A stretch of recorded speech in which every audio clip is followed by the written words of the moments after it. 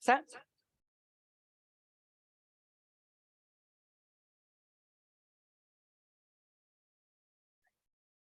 Good morning.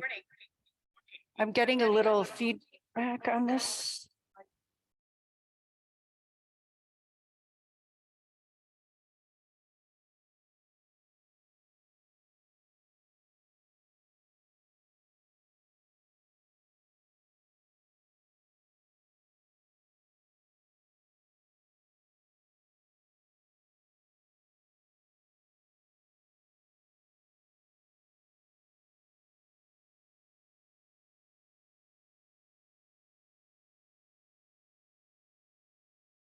Sounds good. Yes, it's on now. We're good. But now, can I just from the beginning? Yep, we got it. Good morning, everybody. I think we're all set. Yep. And thank you for coming to my presentation on my trip with Border Servant Corps in January of 2023.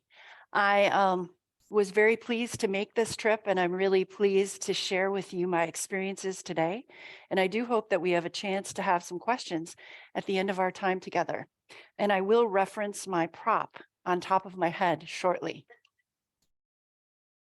So welcome, everybody. What I'm going to talk about today is our story, which is coming together for the sake of the world.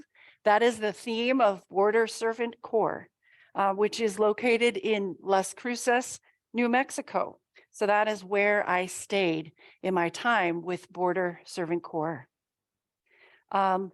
Let me tell you how it came about.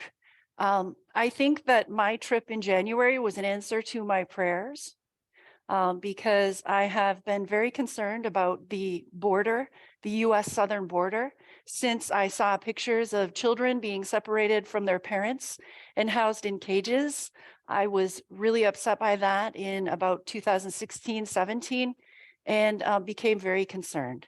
And I didn't really have anywhere directly to go with that concern, but I prayed about it for a long time.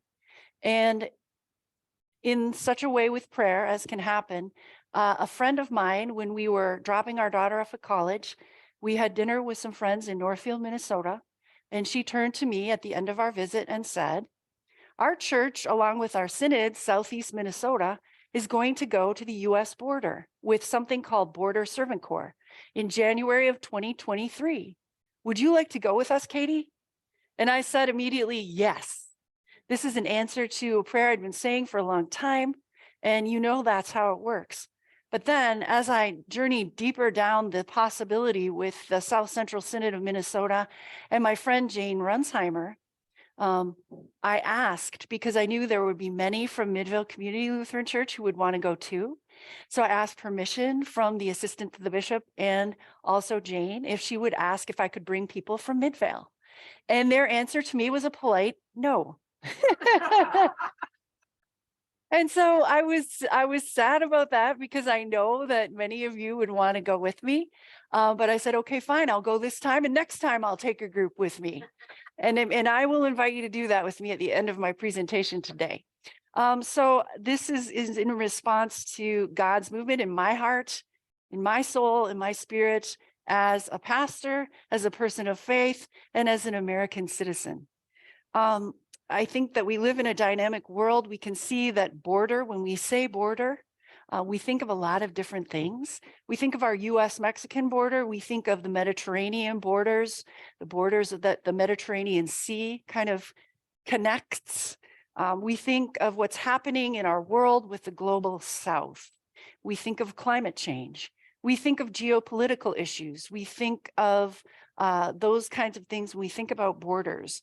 And so, I asked to be connected in a meaningful way to our world.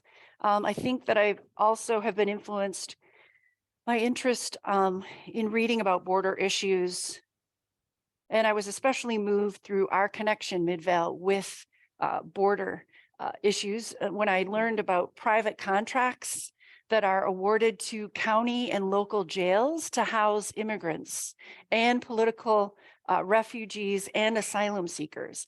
And that means, and I thought that this was a good point about borders, is that the border is everywhere. It's everywhere because especially of these private contracts with jail system in the United States. And that connects with our story, Midvale, because that is how we connected with the family of Ngwa Augustine, who so many of you have lovingly and faithfully helped support on his journey here to the United States. In that he was coming over the border in Texas, I think it was the Brownsville section of the border, and he was sent to a county jail in, I think it was Dodge County. And that's how the Swanbys through UW Immigration Law Clinic connected to him and were asked to take Ngwa into their home. And they said yes. And so the border is everywhere. You know, I think that's important for us to remember as we consider this call from God to care for our neighbors. So I've told you about my friend Jane Runsheimer. But I also wanted to list on this slide some biblical resources that contribute to our theological understanding and how interconnected we are. So I did look these up. I won't spend time on these today, but we can go back to them another time. But these Bible verses lift up the call that God gives to us in both New and Old Testaments to care for the neighbor, to welcome the stranger, and to do so with the kind of hospitality that you would show your own immediate family. It's striking, the stories in the scriptures, the hospitality to which God calls us for people who are outsiders, strangers and foreigners. And I will say too, my daughter right now is working on a French language paper for which they needed to write about their own family immigrant history. And so I have recounted with her our family story, and I see from, for example, Norway, multiple points in my family history, young women between the ages of 13 and 23 coming to the United States alone to work as childcare providers and housekeepers. And so I feel really connected personally to this. But as I talked to my daughter about this, as she's writing her paper recounting our personal family history, she said, Mom, I like your perspective, but I think there's a deeper perspective for us to consider. And that is lifting up everybody's story and connecting to stories regardless of your family history. And that's why I think these biblical mandates are stronger for us. These are calls from God, no matter what our family history is. We don't have to have one in such a direct way. We are simply called by God to love and serve our neighbor, the stranger, and the foreigner. In 1997, a woman from Peace Lutheran Church in Las Cruces, New Mexico, her name was Quaintance. She was looking around her where she lived in Las Cruces, and she decided that because she's in Las Cruces and there are a lot of immigrants and she's seeing what's happening around her, that her church, she ought to rally people in her church to do something about this. So she founded Border Servant Corps as a ministry of her congregation, Peace Lutheran Church. Since then, this community has served the border regions of southern New Mexico, El Paso, Texas, and Ciudad Juárez, Chihuahua, in Mexico. And their theme is together we do justice, love kindness, and walk humbly in the US-Mexico borderlands by, and here's what Border Servant Corps does. They host groups interested in a company-style immersion where relationships and firsthand educational experiences about the border are prioritized. They create opportunities for community members to immerse themselves in education and service in the borderlands, and they accompany our brothers and sisters at the US-Mexico border. A quick word about El Paso, Texas, that I found out in the Spanish is that El Paso, Texas, the original name for this is El Paseo de Norte. So from an ancient perspective, that this part of the United States and Mexico has always been a passageway from the southern part of the world to the northern part of the world. So it's the North Passage. That's what El Paso means. It's been shortened. So I arrived in El Paso. First thing I do is buy this hat. at the airport because I don't want to be bothered thinking about souvenirs for the trip. I want to get into this, immerse myself in it. So I got this amazing El Paso, Texas hat, which I really, really think expresses my experience of El Paso del Norte.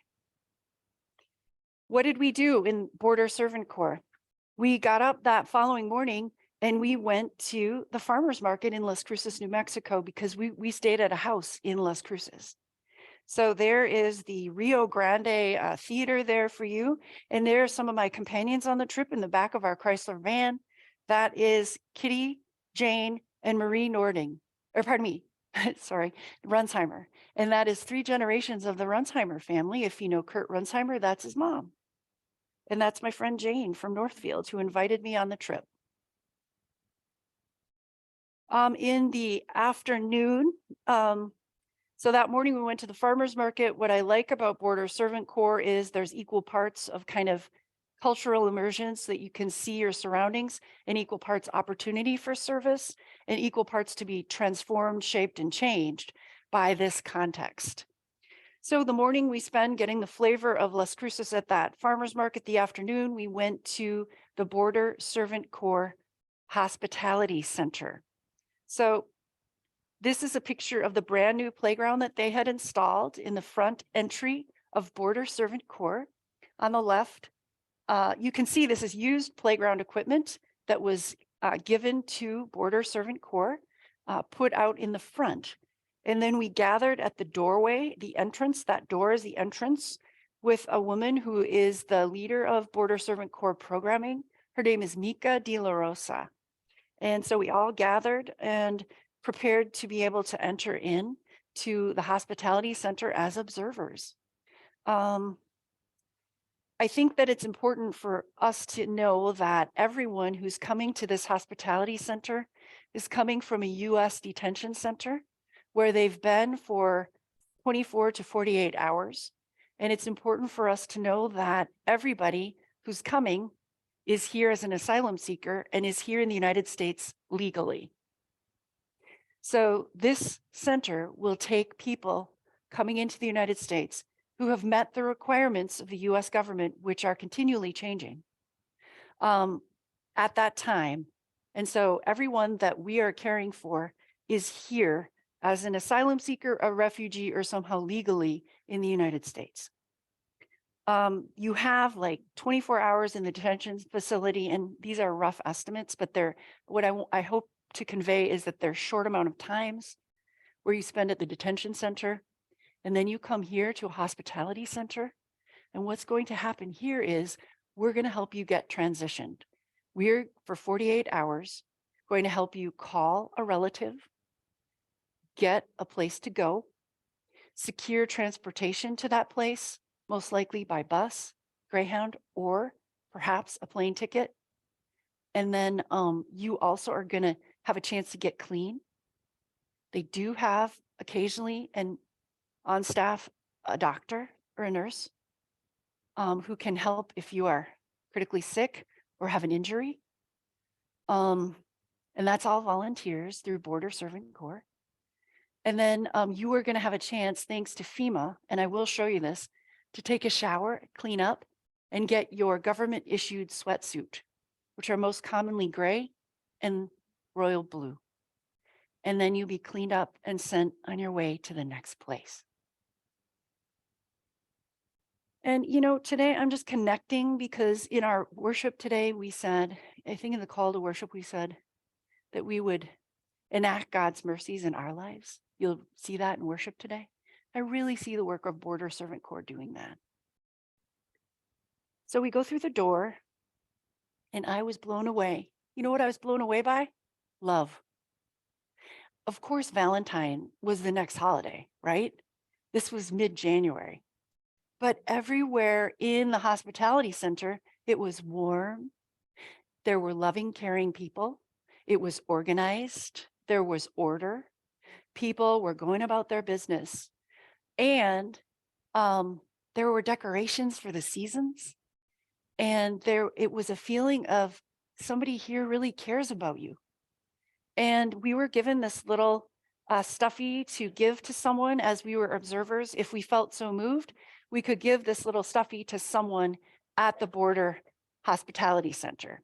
And this gentleman in the Star Wars shirt, I asked if I might take his picture because he greeted us at the door. And there's another one of those decorations for Valentine's Day, but I really think that the decorations for the day superseded Valentine's Day and really communicated something greater, that people feel loved in the midst of tremendous personal and familial chaos. Border Servant Corps Hospitality Center, so we toured through, and then we were able to go into the lunchroom. And I did not take pictures of anyone eating lunch just to honor people's individual privacy, but I did ask the gentleman serving the lunch if I could take his picture. He gave me permission. This is the lunchroom. So there were people sitting underneath these flags, and the flags represent all the different nations that are coming into the US border.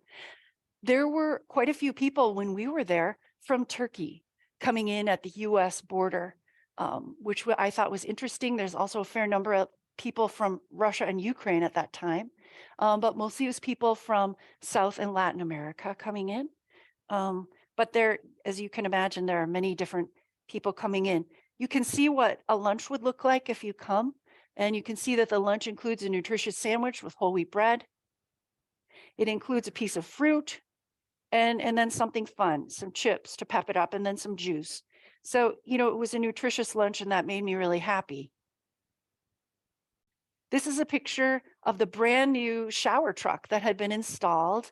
So you go out the building into kind of a back patio area, and you could go into a men's or a women's shower truck. And they had secured a grant from FEMA to install the shower trucks. And I took a picture of the place where you would put your belongings, and you would have received a sack of your sweatsuit and some socks and underwear.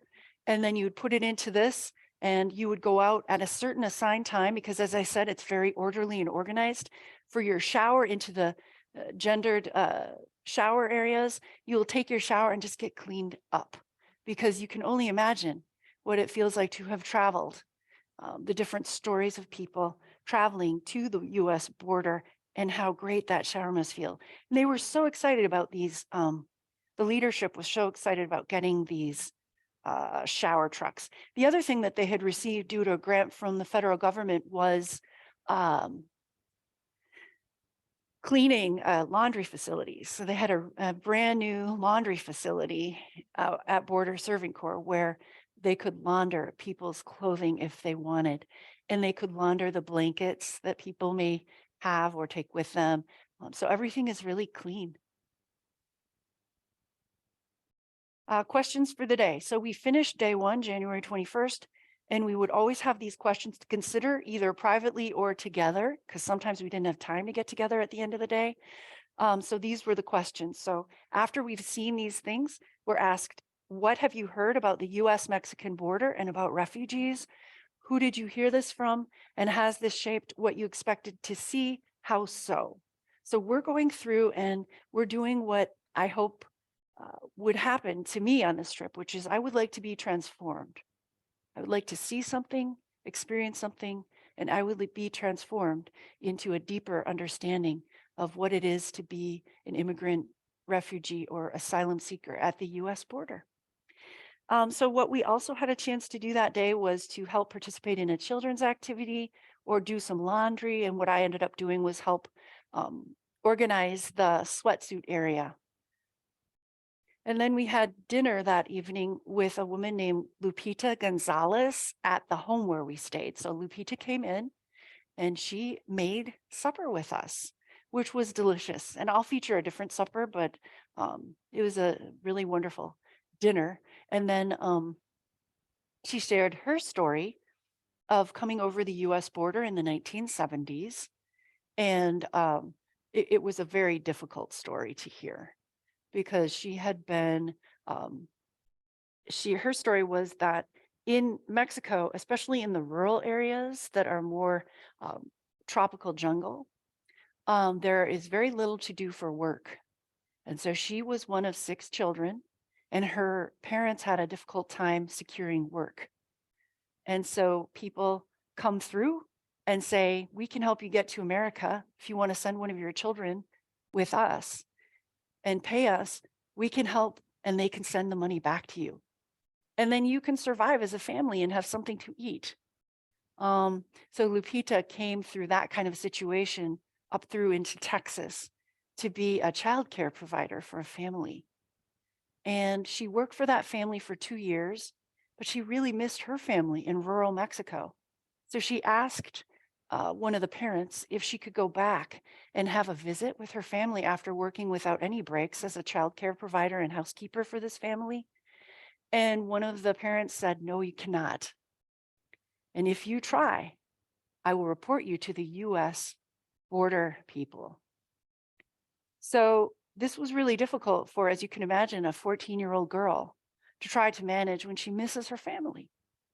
So these are the kind of real life situations that we can know about, which are not only individuals, but we know that the people in the rural parts of Mexico are very vulnerable because of poverty. But also now, this is not Lupita's story because there was no such thing as a smartphone then. But now with the internet, that the people who are extracting money to take people over the border can spread misinformation in these rural villages much faster, not just in the rural villages of Mexico and South America and Latin America, but they're very vulnerable because of the poverty. The second day had a theme. It was the price you pay. And I really apologize for having the price you pay next to a photo of a congregation's church. I didn't mean to do that. I'm not that good at PowerPoint, but the theme of the day was the price you pay, and we'll get to that story later. But the first thing that we got to do on January 22nd was worship at Peace Lutheran Church in Las Cruces, where Quaintance had started this ministry. So we got to worship that day in the congregation with them, which was really a wonderful thing. And also they had the same bulletin cover as we did, Midvale, and they had a lot of same worship elements, and everybody on our trip felt right at home in this worship, this ELCA church. Then after we worshiped, we went home at about 10:30, and we got to learn how to make gorditas from scratch from Carmen Hernandez. Carmen showed us, including how to make the gordita, which means pocket, I think. I'm not sure. Somebody else may correct me on that. But anyway, she helped us, and then we ate together, and then we heard Carmen's story. Carmen had a story about coming over the US border. I'm not sure the dates, but she came over because she was living in Ciudad Juárez, and a mother came to her and said, my husband has left me, and my child is sick, and I am sick. I have a terminal illness. I need you to help me care for the child, sort of over the backyard neighborhood fence. And so Carmen started to babysit for this child. And then the baby's mother died. And then Carmen, she went to the father who worked at a factory in Ciudad Juárez. And the father said, I don't want anything to do with my child. It's too much for me. So Carmen cared for the child. Carmen took the child eventually, a couple of years later, to the doctor.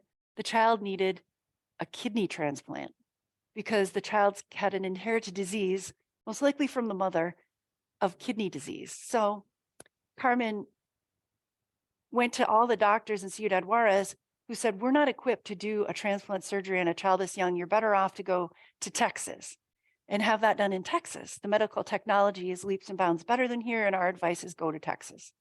So Carmen, because she cared for the child, went to Texas with the child for the medical care, and then spent her life doing odd jobs to support both the medical bills and the pharmacy costs to care for this child that she loved. Carmen's life philosophy was, this baby has been given to me by God, and I'm going to care for it, for the baby girl. So Carmen pretty much worked to pay the bills. And when she couldn't pay the bills, she called out the United States medical system because so much mercy was shown to her. She said, my daughter would never be alive if it weren't for US doctors and US hospitals that had mercy for this child. So I thought that was interesting to know too. The child did grow up and had a good life. And Carmen really enjoyed her life with this precious little girl who became her daughter. But I'm sorry to say that eventually she did die. Carmen had spent 15 years in the United States. And so I think she moved back to Ciudad Juárez to live now and lives in Ciudad Juárez. But you can see that people come over the border for lots of different reasons. And to hear the stories is a special privilege. That is a picture of the gorditas made from scratch. Look at those gordita patties. What I liked about this is in the style of accompaniment. This means that we're not only there to listen, but we're also there to participate in something where we get something from the person sharing the story with us too. That this is a mutual relationship. So that making meals together and hearing stories is the way that border immersion chooses to create this experience for us. So I took a picture with the agave of the gorditas that I was about to eat. And then this is another person from our group with Carmen getting her hands in the batter for the gorditas. So as we reflected in our rooms that evening after hearing Carmen's story, the questions we thought about were, what is the cost of migrating to another country? And what freedoms, benefits, and privileges do you give up? And then, oh, I'm sorry, the day isn't done. Because that day we went to White Sands National Park, which was just an hour's drive from our home that we were staying at in Las Cruces. So we looked at this beautiful otherworldly park that is just something to behold here in our United States. The stunning beauty of White Sands National Park, which was it's good to have a break when you're having this experience, you're thinking, you're examining yourself, good to have that break. Wake up next morning, January 23rd, is titled Barriers and Bridges. Barriers and Bridges. That morning, we were very privileged to meet with 2 US Border Patrol agents. These were agents who do specialize in communications with the public. On the left is Frank, and on the right is Gonzalo, and they let me take their picture. I wanted to because I'm their #1 fan. They did such a wonderful job of talking with us. We met right at the border. So we were looking at the border wall at a park in El Paso with them, and they let us answer and ask any questions. But first, they kind of went through their work and what they have experienced. And I will say that I thought to myself during the presentation, they need to be physically fit. When you start Border Patrol, you need to be under 40 years of age. This is a federal job, but they pretty much, in my opinion, are lawyers because the rules for immigration change day by day by day. And they have to know in an immediate encounter with people what to do and how to be lawful and how to keep the order of law in a nation that values and is built on the order of law. And so I marveled at the work of the US Border Patrol, of which my uncle was a US Border Patrol agent all over the United States for his career. But it did give me some respect for what I had seen my uncle doing without understanding all those years. But this is a really difficult job. I don't know if I could keep track of all the laws when you encounter people coming over to treat them in the way that the United States has decided you need to do. So from this meeting, I was very moved by these 2, and they were very well educated. Frank had had a career with an MBA before, but wanted to have a little more vigorous work, got involved with the US Border Patrol. Gonzalo had grown up in El Paso. I'm going to take my hat off. Gonzalo had grown up in El Paso, and he said, I've seen it from both sides. And I thought, who else do you want working at the border but Gonzalo? So that was good. I mean, some of the I want to be judicious with the stories that I share with you, because the stories that I share with you are the ones you take from here. I don't want to talk about all the gratuitous things, because there are a lot of ordinary aspects of the border as well. But I do think that something else that I got from this group is, one, they don't want us to call the South American or Latin American groups cartels. These two said, we want you to call them non-government criminal organizations. Say that once with me. Non-government criminal organizations. They want you to call them that because that's what they are. And they're really making life difficult in Latin and South America for people, all people. They are really messing with the possibility of the rule of law. And that sense that we got at the Border Servant Corps building is that, in some ways, it harkens theologically back for me to Genesis, where how does God lovingly create creation? What does God do to lovingly create creation? Create order out of chaos. The earth was formless and without void. So that you see at the Border Servant Corps building is it's orderly. There's predictability, because God knows that we thrive with some boundaries, with order and predictability. And so when I look at these two, I think about how difficult their work is when you have a nation with a rule of law next to a nation where things can be a little shaky, and where those non-government criminal organizations have really gotten the upper hand when it comes to border stuff on that side. So that we found out when we met with the immigration judge, every single person that comes into the US over the border has paid the non-government criminal organization. I thought that can't be. Well, it's true.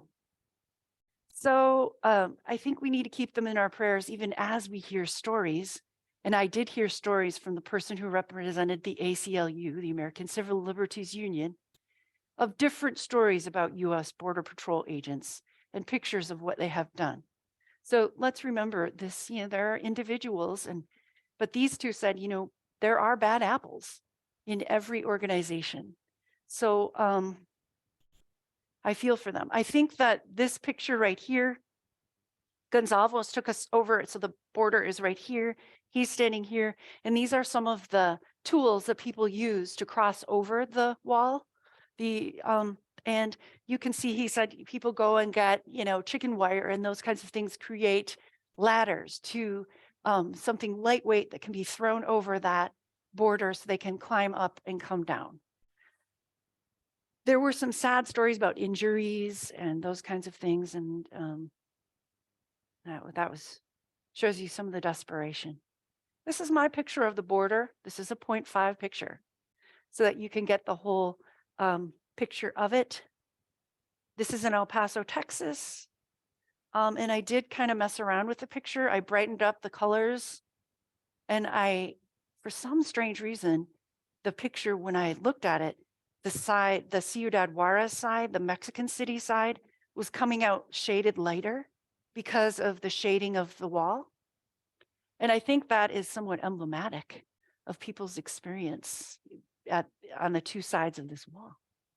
Is life, because of poverty, because of lawlessness, because of non-government criminal organizations, because of misinformation, life can be very bleak on the other side of that border. We know on this side of the border what life can be like for us. All right. That afternoon, we got to go to Annunciation House in El Paso. Annunciation House takes anybody in El Paso to provide refuge for them. And we met with Ruben Garcia, who's been running Annunciation House for, I think, 40 years. Ruben was a very faithful young Catholic man growing up, and he grew up around El Paso, and he said, what can I do to love and serve my neighbor? And he and a group of his friends decided that they would start a sanctuary. And 40 years later, they have one of the most effective refuges called Annunciation House in the United States. You'll often see Rubin quoted, and I took a quote of his from the New York Times article, October 20th, 2022, that is on the bottom. But before I get to that quote, he said that he calls people first generation refugees, and he wanted to tell us about the Venezuelans. But this slide's a bit out of order. He also told us that the top two reasons for immigration, as he sees it on the border, are number one, extreme poverty, starvation, desperation. He sees people, as we kind of culturally have seen across continents, coming over with the signs of starvation and malnutrition.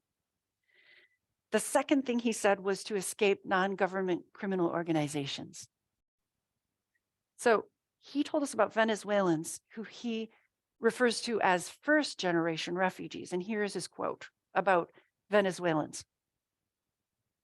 Other nationalities have been arriving in the US for years. You ask them if they have somebody and they say, yeah, I have a brother, I have an aunt. Not the Venezuelans. They say, not only do we not have anybody, but we have no money and nobody we can turn to for money.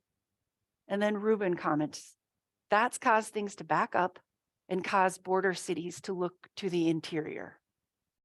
So people used to have a connection here in the US, but things in some states in Latin and Southern America have gotten so bad that people just have to escape. For example, Venezuela, where you can't even afford to buy a bar of soap. So what do? Try to go somewhere you can get a job and survive. So he's saying things were different, and now there are so many people struggling with poverty that that's why we have so many people. And that's what's caused things to come even into the interior part of the United States. I think one of the great points Rubin made was that nobody ever wants to leave their home. Good point. What would cause you to leave your home, he asked us. It's a good thing to reflect on.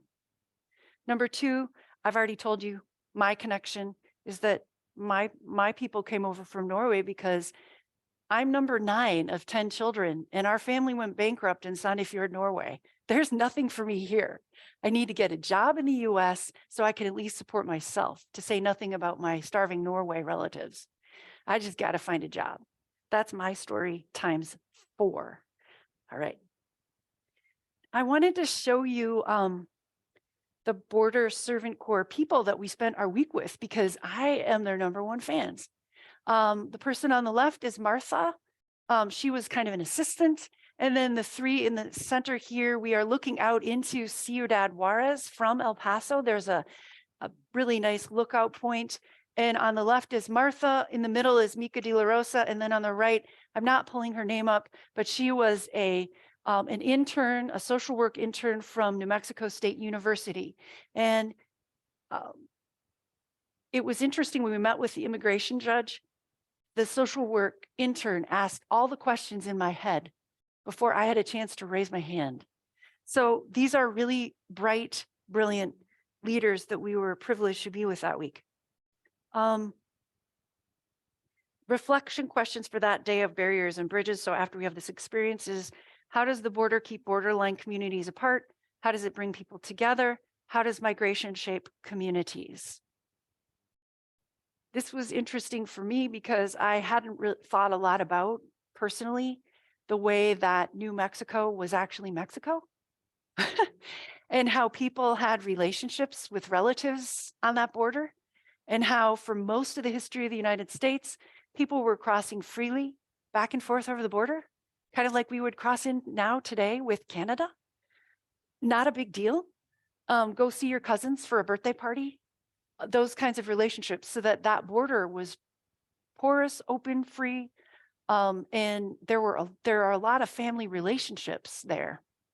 Before the border patrol agents let us know in 2001, that border was militarized overnight with 9/11. So 9/11 is kind of a turning point in our history as a nation, when all US borders became militarized in a fresh way. So I think that also gave me some understanding. So January 24th, we got to spend the morning at the U.S. District Courthouse in Las Cruces, New Mexico with an immigration judge. There were no pictures allowed. I have nothing to show you here. But I do have to tell you that the judge was a superstar. The judge told us, because sometimes he would grant a stay to someone who had a good reason. He would grant a stay to, they would go through the lists, multiple reasons, the lawyer with the client, and it was all virtual. So we watched it on a screen from the seating in the courtroom. He would sometimes grant a stay for 6 people to expedite the immigration because there's so many cases. So if people had similar situations where they had a relative able to stay, let's grant them a stay for 6 more months while they get things together to keep in the process. For example, that was one of them. There were probably 4 or 6 people at a time where he could do that to try and expedite his work as an immigration judge. He was, as I said, there are no other words than to say a superstar. And how do you work through 60 cases in 3 hours? He just ticked them off with the law and mercy. He was full of mercy. And he came out to talk to us afterward, which was kind of a special deal. And so he talked to us and he shared with us that, how am I doing for time? I have till 10:15. His story was good because what I liked about his story was this. He said, sometimes people pay a lot of money across the other side of the border to come here with what's called a coyote. And then they get here and the coyote says, I need more money and I want you to live in this house. And they end up having these houses with lots of people. And they say, okay, go get a job and you're going to get paid $7 an hour. You can keep 75 cents. And now you need to pay me this new amount of money, which is $10,000. And you can stay in this house while you work it off. So essentially, this is human trafficking. Then he said, if someone runs away from the human trafficking house, then they're in trouble. They're in trouble with the US law. So they come into his court. So this one woman came in, he said, and it was clear she was trying to say, I had to escape. I was being abused. And he said that she's in trouble with the law. There's no doubt about it. He has to enact the law as the judge. But he then said, if you are a witness to the human trafficking at the house, I can grant you some immunity if you tell us what's happening at the house. So he coached her to try and get the source of the problem and was able, by the power of the law and staying within the boundaries of the law, to enact God's mercy to the whistleblower, the person who's trying to stop this from happening, because they had no idea when they got here, they were lied to. They're told you have to pay more now. And then it can get very dark, with people's relatives back on the other side too. So both in terms of money and their safety and security. So I was just having the most respect for this person, this lawyer who was a brilliant genius superstar, enacting God's mercy at a courtroom in Las Cruces, New Mexico, with more work than he can manage. January 24th, reflection questions. How do U.S., and this is after that experience, how do U.S. immigration policies determine people's options? How does this shape the choices they make? And how do these policies affect people's well-being?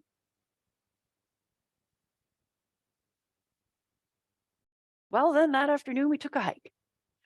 So we went into what is called the Organ Mountains, Organ. And this is our group. We took a hike in there. And I think that the beauty of New Mexico, the natural beauty, I had never been to New Mexico, was just simply breathtaking. The colors in the afternoon were just brilliant. The landscape coming from Wisconsin in January, which I love, but is just so starkly different, but yet in its own barren way similar. I really appreciated having time to take these reflection questions out into nature and to be in harmony with experiencing nature. So that's a really nice pace if you're doing something to do. And I, again, appreciate and commend Border Servant Corps for that. So then the next day was amen, amen, I say to you, this was our final day. So we had a little more reflection. The biblical text of the day was from Ezekiel chapter 40. He said to me, Son of man, watch and listen. You have been brought here so I can show you many things. Then you will return to the people of Israel and show them the many things you have seen. I really like that. I think that when we wonder about what's happening at the border and we do what we can to try and develop some kind of an understanding, it is pretty nice to go and see for yourself. And I realize in my role as pastor, you're hearing this from me. This is what I saw and experienced. And I hope that it's helpful in informing you of what's the truth in an age of misinformation of what's happening at the US-Mexican borderlands and how we think about borderlands, strangers, and outcasts. So the reflection question for this day was, where did you see beauty in the borderlands? How did the borderlands surprise you? Did anything that seemed complex become more clear? Vice versa? Where are the borders in your community? And what are the concrete steps you can take to build community where you are? Somebody left this out in the mountains. Be happy. Kind of neat. So this is the house where we stayed in Las Cruces. This was a house given by the woman who is pictured there by her family, members of Peace Lutheran Church, to continue to enable this ministry. The house is quite large. You can't tell from that picture, but there are many bedrooms and beds in it where 15 to 18 people can stay. And it's called Janan's house because that's Janan. That was the woman who lived there from the congregation before. And then you can see on the left, I guess here is, you can see our social worker intern and her dog with her car pulled right up to the house for the session where we would talk about the questions. And I thought it was really interesting that the culture of dogs, because a lot of our leaders had dogs with them and really loved their animals. So that was really intriguing to me. This is the minivan where we drove to the sites.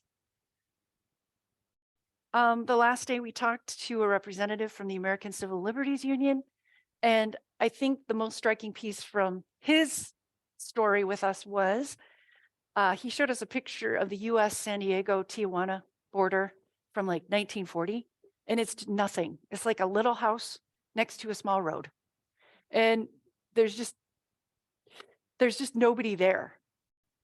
And when I think about when I lived in Southern California, we'd go over and work in Tijuana for a day, build a house. It was heavily patrolled, heavily walled. And to just imagine, it was stunning for me to see what it looked like in like just 1940. It was just a road with nobody there. Interesting. I think I tried to think of 5 takeaways that I can share with you. One, I think my best way of describing it is the border is complicated. I think that is my response. But number 2, faith says just because something's complicated does not mean that you give up, you engage. And I think that fits well with Jesus' 3rd directive to us in my sermon this morning. And if you haven't gone, is that Christ calls us into life's complexity, not to escape from it, but to engage with it for the sake of the neighbor. And then I have shared number 3, I've shared my experience with you. I do have an ulterior motive, and that is I would like to take a group next January to this experience. So if you want to join me, I hope you will. And I can share more because you may have individual questions about what are the accommodations like, or I get car sick in a passenger van. Is there another way to travel? Or because we all have those, right? But I hope that you will engage with me. And I tried to select the dates of either January 18th to the 24th or 18th to the 23rd or 19th to the 25th, so that you have plenty of time to consider this. But just know you're invited. And I do want to witness to what I think Christ is calling us to as a community of faith. there are many callings that we have as a community, but one of them is the power of transformational experiences. You don't have to travel to the border to have a powerful transformational experience. This morning, all you have to do is travel forward to the altar area and get the body and blood of our Lord Jesus Christ, right? He's there for us. But in that experience, we're being transformed. I mean, we really believe that. We're being transformed by the word of God. But to add to that, why not have those transformational experiences like I did, going to the border yourself, if you're able? And here's where I consider the ancient practice of pilgrimage. People wanted to travel to Rome to be where Paul was, or have that experience of the birth of the church. And not everybody could. And so, our own faith father, Martin Luther, said, you better be careful what you require to be a faithful person from people. It shouldn't mean in traveling to Rome. And he was disappointed when he got there and saw what was happening. But that's why the labyrinth was created, so that anybody could have a transformational experience in their own town. And so when you go to different towns in Europe, there can be a labyrinth where you can travel, and you don't have to go to Rome to have that experience. So I think that our faith community, for example, this summer, we've got our adult Bible school, the creativity theme. So great. You don't have to travel beyond your local congregation to have a transformational experience of education. But I think both are good, is to be changed by a transformational experience. So I think that traveling to the border, for example, or going to the Holy Land, or going on a retreat mirrors our experience with the sacraments, where we encounter God and we're changed. I'm not equating these experiences with the sacraments, because those are promises from God, direct. However, I think that these are comparable. And my friend, who is an OBGYN, shared that in medical school, they have a practice that how they learn is to watch, do, teach. So watch one, do one, teach one. That's how they learn. And I think that can inform our experience in the church as people of faith, when is to go and do things where you experience a context. So this concludes my presentation. Thank you, and muchos gracias. If you have any.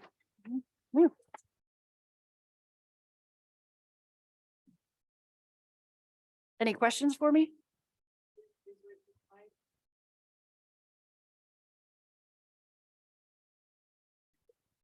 Okay, the question that you all should be asking is, when can I sign up to go with you, Pastor Katie?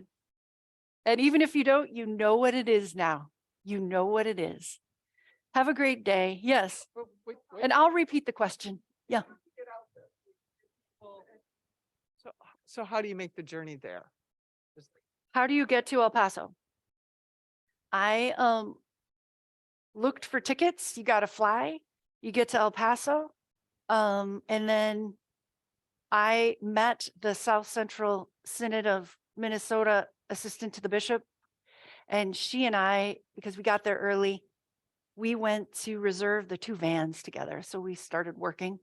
So we got the 2 Chrysler minivans so that people could be comfortably seated in groups of 8 or 7 on the trip.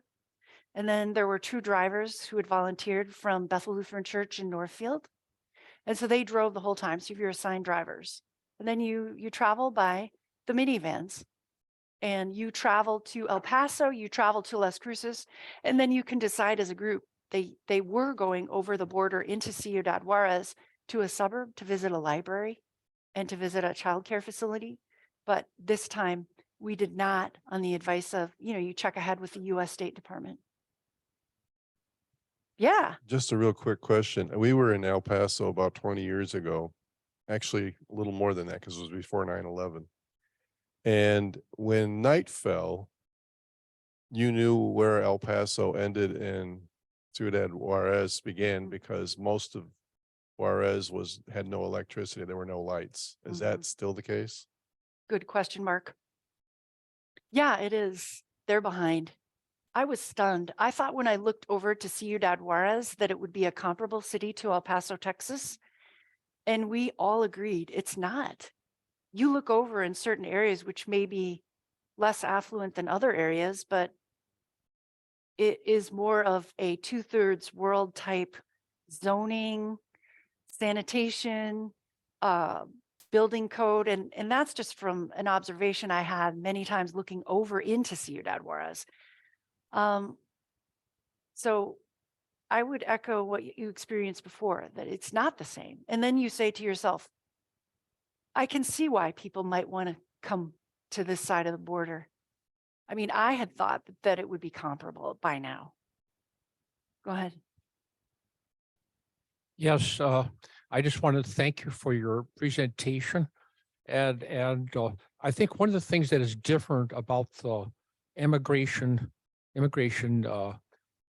picture today is its publicity that has highlighted it, and the advocacy type of advocacy that you presented today. But it's actually been a long time problem, and a lot of people are not really aware of it. That's what struck me over the years. Prior coming to Madison in 1979, Janet and I lived in Texas for 2 years.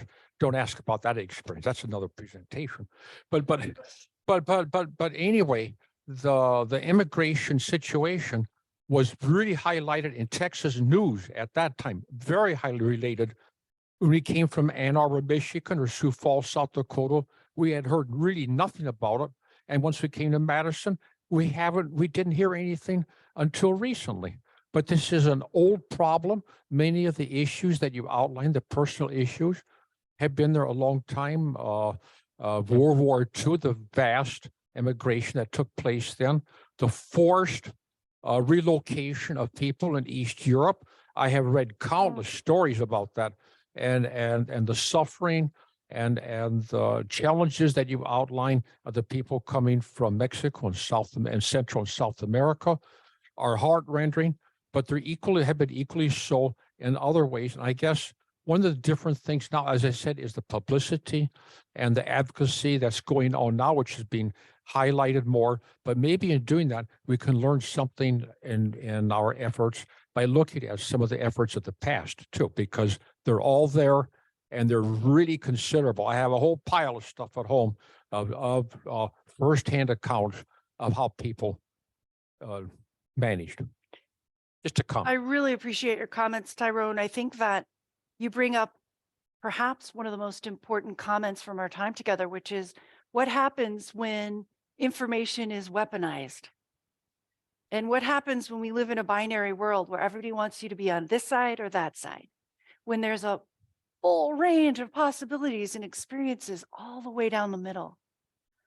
As Lutherans, we've always argued we won't be forced to turn the Bible into some yes or no book.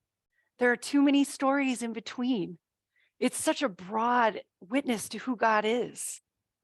And so we mustn't limit our perspective. I think theologically, you just look what's called hermeneutically to, is to say you can apply that to information now, which is that we're living in a time where consumer organizations and capitalism wants us to choose sides all the time, even with information. And that makes it more important. And that's why I say our relationship together and the fact that you came to Adult Forum today to hear what happened with me when I went down to look firsthand account is so important. What we're doing is actually ahead of the curve right now, because you didn't sit at home this morning and look at that, but instead you came because you have a relationship with me to hear what I say and my experience, which you may or may not agree with my perspective on everything I've presented today, and that's okay. But I'm telling you what I've seen. But I think, Tyrone, your comment is so helpful for us as we end our time together today, is to say, this is who we are. We tell the truth, we do our best, and we will not give in to weaponizing and divisive people who want to force perspectives. We will take our time. We will probably slow down. And if we need to make a decision about choosing a side, we'll try to choose the side of the mercy. We'll try to follow Jesus. We will do what he says, which is to care for the marginalized, the left out, and be humanitarian in this life. I do also want to say advocacy. Thanks for bringing that up. And amen to the fact that this is a long-term problem. And the scriptures are full of stories of people being demonized for being foreigners, strangers, and outsiders. And so we can go back into our scriptures anytime. So thank you. And as I said, just because it's a long-term problem doesn't mean we don't engage in our time, in our place with our bodies, our ideas, and our community. Pastor Katie, quick question. Assuming that we want to go, and I assume that a lot of folks do, what is it that we should be doing in preparation to go in January? I would say the first answer is always pray about it. And then talk to me, call me, reach out. Yeah. Do you need a passport? No. Because the group I don't think we'll be going over the border. I don't see that in a year from now, it's going to be something that a group are going to want to be doing, and you don't have to. There's so much to do on this side.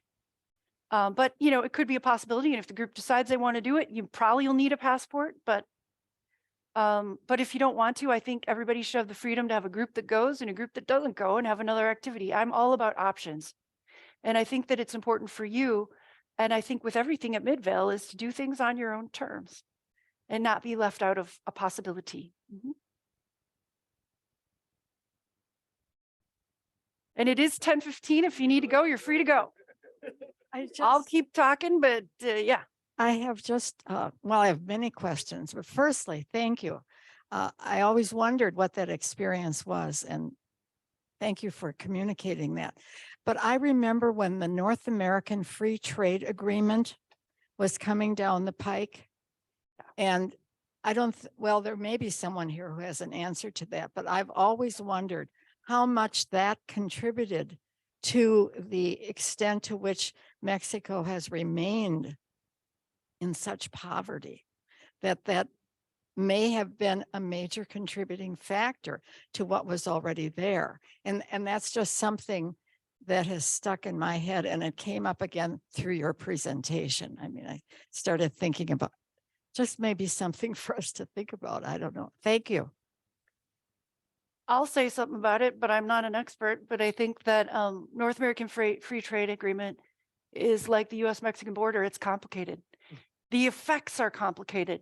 And we know now at the US border, we know in Mexico, not even at the border, that in some ways, China wants to get into the border with factories because they don't want to spend money on fossil fuels shipping things to the consumers in the United States.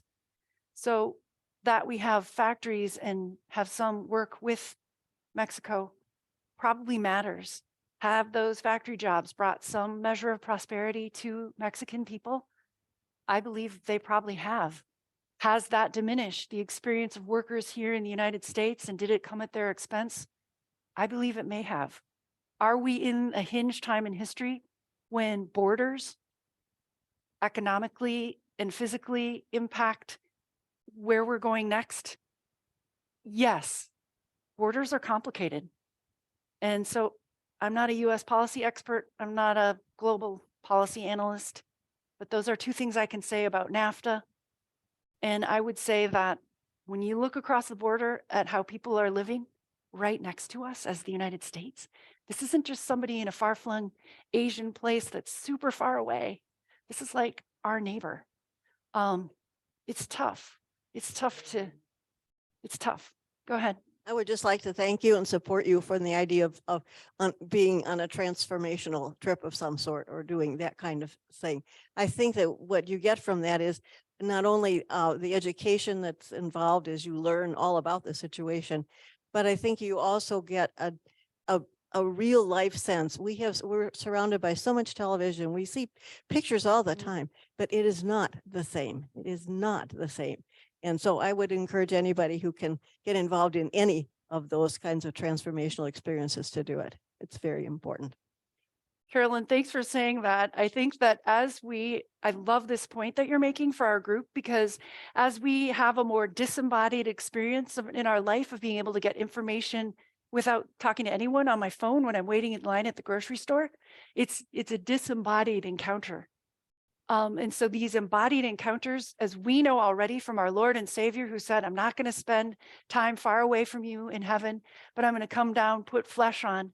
We celebrate the embodied experience at Christmas and beyond. And Christ is alive in your body, and your body is loved and precious. So think about how, what your experiences are. Yep. And how powerful we are unified. I just want to say thank you also. And in addition to what Carolyn had said, the news that we see always is showing disruption and horrible things at the border. Mhm. And it is nice to be reminded and to hear that there is also I'll repeat mercy, it, Brooke. that there's also mercy at the border. Oh, such So a great thank you point, for that. Joyce. Joyce was saying that, when we see such horrific images, it's nice to hear something about mercy at the border. And that was a through line in every conversation we had, was gratitude and love.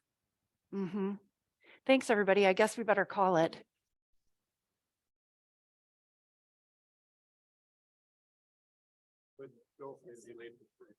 I'm going to be late.